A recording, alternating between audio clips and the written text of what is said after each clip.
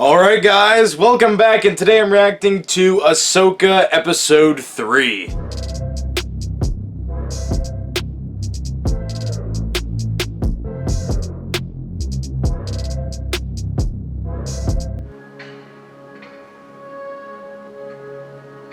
Wait, Merrick's helmet was in blue.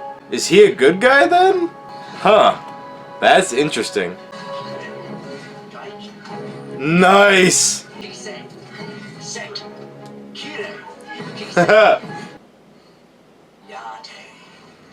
Nice. Well, not bad, but not good. It's been a while. Obviously. Well, I discovered that according to Hu Yang, I'm the worst candidate to be a Jedi out of every Jedi he's ever known. You told her that? It's true. It doesn't matter. I think it does. Agree. Here. I can't see. How am I supposed to fight? That's the point. Do you know where I am? Next to Hu Yang. Are you sure? Ah! I like this.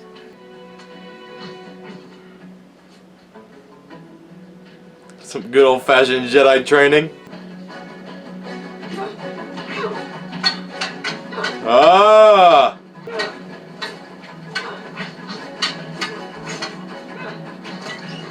Oh! Time to fly. They fly now! I'm on Mothma. Hera, you look well. How's young Jason?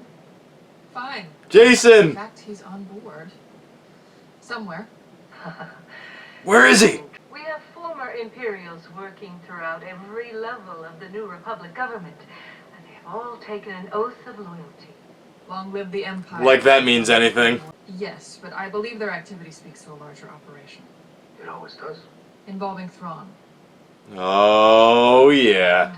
Isn't this just another attempt to gain New Republic resources to aid in what has ultimately been your personal quest to find Ezra Bridger? And that you conveniently use a threat of Thrawn's return to acquire those resources that could be put to a more practical purpose, helping the people of our fledgling republic. I see no enemy. The Imperial fleet is scattered and broken. They have Oh, you're delusional. Thrawn is not your typical Imperial officer. That much is I true. know, but Grand Admiral Thrawn is dead. I'm sorry to say it is my opinion that your friend Ezra Bridger heroically died with him. you don't know that. New Republic sucks. That went well. Hey, Mom, Jason! is it true Lance Bean is gonna be a Jedi?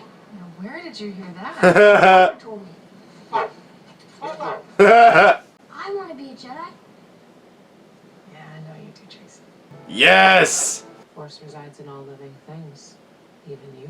Midichlorians. Not everyone can handle the type of discipline it takes to master the ways of Force. You both knew this wouldn't be easy. Well, what you said didn't help. I only spoke the truth. She is not an acceptable candidate. By their standards. Standards which were proven over a millennium. And failed. You realize historically Fair. that Force is in all of us. I'm one with the Force is with me. Do or do not, there is no try. You win this round. I'm sorry, sweet. It's not up to me. Hera? Great. Hu Yang, what's happened? We've entered the Denab system. All comm transmissions are being jammed. Why did we drop out of hyperspace so far from the planet? Standard Jedi mission protocol when approaching an unknown situation. In order to avoid enemy surveillance. He's still doing this? Oh boy. Ah. Hu Yang, anything yet? On the object, no. However, I have several thoughts on everything else. Hu Yang, not Oh my god, I love Hu Yang. I'm gonna split him. Ready? Ready. Now!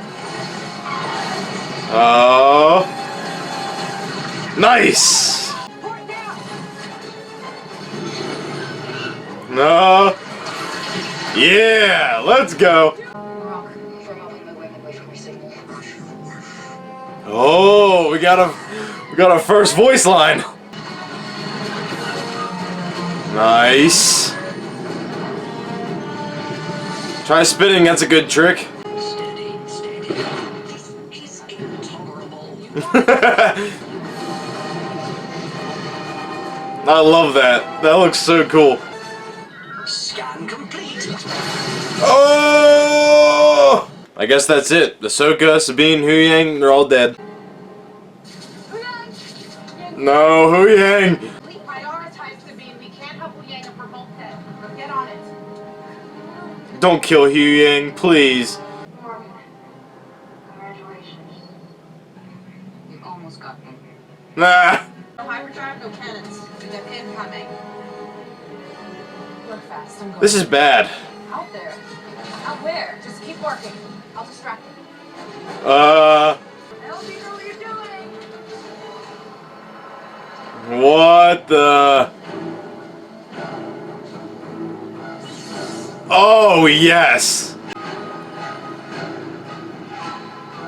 Oh, that is awesome.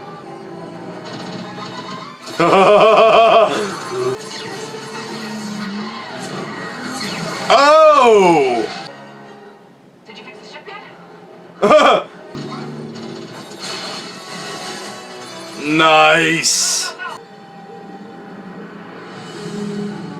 Yes! Let's go!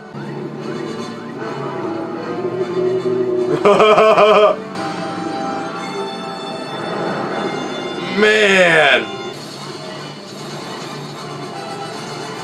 It's like an asteroid field of Pergil. Oh! Yo! We're in pretty bad shape. Better set us down. Hu Yang! We almost died. Multiple times. Ah, yes. Standard operating procedure. Shut the power down. I protest. I have a lot of work to do. Standard Jedi protocol. I suppose that's true. Shutting down. Are you alright? Haven't seen those creatures since the day Ezra disappeared. There are 6 hyperdrive engines in place, with the final one being set into position. Oh. Again, could a ring like that make a jump to a neighboring galaxy? Theoretically, if one knew the coordinates and navigation, yes, I believe it could. Oh. Intergalactic hyperspace lanes between galaxies, which used to follow the migration paths of star whales named Purgle. Star whales. So maybe we can use the Pergil to follow them. Okay. Okay, another pretty enjoyable episode. I don't know if I liked it quite as much as the first two, but still pretty good. And I really like that there's no filler. This is, it just doesn't stop moving. Like we get right to the point, which I really like. Like the pacing is really good so far. Like the third episode, Hyperspace Ring is like just about complete, and Ahsoka and Sabine have caught up to Baylan, Shin, and Morgan on the planet. So like all the characters are in the same place now. Like, and it's only episode 3 out of 8. So I mean, if we make it to like the next galaxy in the next episode, like, holy crap! Like, there's still a lot. There's still a lot left in this show. And let's just talk about that. Like the fact that Dave Filoni is introducing a whole other galaxy. Like, that is huge. Like, that's a game changer. Because, like, Star Wars, for as long as it's existed, it's taken place in a galaxy far, far away. A single galaxy. But now, there's a whole nother galaxy. With, like, completely different rules, possibly. Like, we have no idea what that's going to look like. I really liked seeing the Pergil in here. They looked great in live action. I also enjoyed that scene with Hera talking to Mon Mothma and the Senators, and just like with every new show we get, like the New Republic just sucks. They're so blind to what's happening around them. Like this whole planet, like this shipyard was run by former Imperials that were still loyal to the Empire, and they just brush it off like it's nothing. Oh yeah, Grand Admiral Thrawn might still be alive, and who cares? Doesn't matter. He's probably dead. He's probably dead, right? And we also got to see Jason in here as a quick cameo, which was really nice to see. I am so interested in the identity of Merrick, because like we got like he got some voice lines in this episode, his first voice lines, and I mean, he sounded male. I mean, that could just be like a voice changer kind of thing, but it sounded male. And like, there's been a ton of theories as to who it could be. There's been theories that it could be like Ezra, like being mind controlled or turned to the dark side by Thrawn. I really hope they don't do that. Probably my favorite theory has been Barriss Offee, that like, because it would really make sense for her to be after Ahsoka. But if it is a male, obviously it can't be Barriss Offee. There's also been theories that it could possibly be Sam Witwer playing Starkiller, which would be absolutely insane. Because, like, I mean, the armor is kind of reminiscent of, like, Starkiller's, like dark side armor. And, like, I mean, Marok, Galen Merrick. I mean, come on. Like, that would be insane. So, I don't know. I'm just, but, like, also, I didn't notice this until this episode, which, I mean, like, it was probably like this in episode 2, I just didn't realize. But, in the intro, like, obviously there's the red and blue light, and the villains are depicted in the red light, and the heroes in the blue light. Marok was in the blue light. So I don't know what that means, but maybe he's gonna turn to the light at some point. That would be pretty interesting. And what if it is Ezra? Like maybe, like, it's just hinting at that like Ezra, like, obviously Ezra is a hero. So, like, maybe they're hinting at that and he was sent here, like, by Thrawn or something. Like, if Ezra's somehow being manipulated by Thrawn. I mean, that, I don't want that to be the case, but it would be pretty interesting. And I thought the Ahsoka, like, being out in space, like, on the ship, it was cool, but at the same time, like, when she started, like, flipping over them and stuff, like, it was kind of goofy. But I thought the space battle in general was really good. Like, and then, like, it got even better when, like, we went down into the planet with the Purrgil. That was all really cool. And I did really enjoy the opening scene with Ahsoka training Sabine.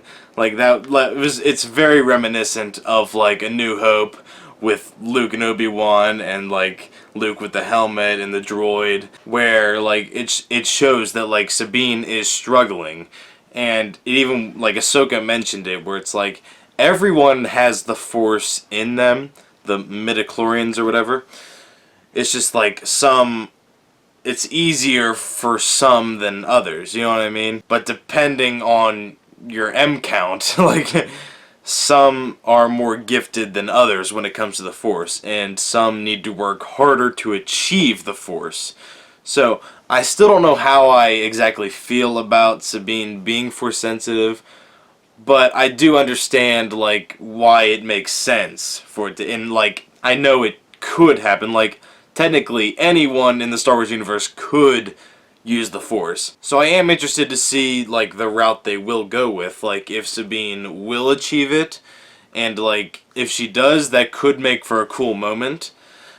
But, like, it would be also interesting if, like, she doesn't achieve it. It's just depending on your midichlorians, depends how much potential you have as a Force user. So, like, yeah, like Anakin or Yoda, for example, have, like, ultimate potential when it comes to the Force, just because their midichlorian count is so high.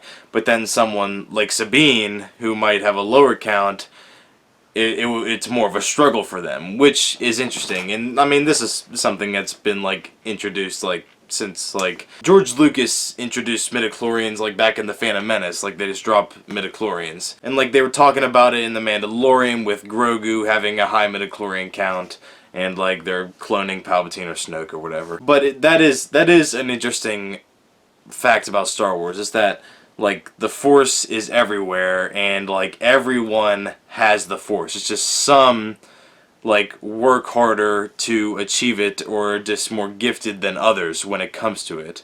And those who are, like, less gifted, like Sabine, have to work harder to achieve that. And, like, it'll feel earned once she's able to use it. And I thought overall, like, the chemistry between Sabine and Ahsoka in this episode was way better than the first two. Like, the first two episodes, they were very at odds with each other, which was the point.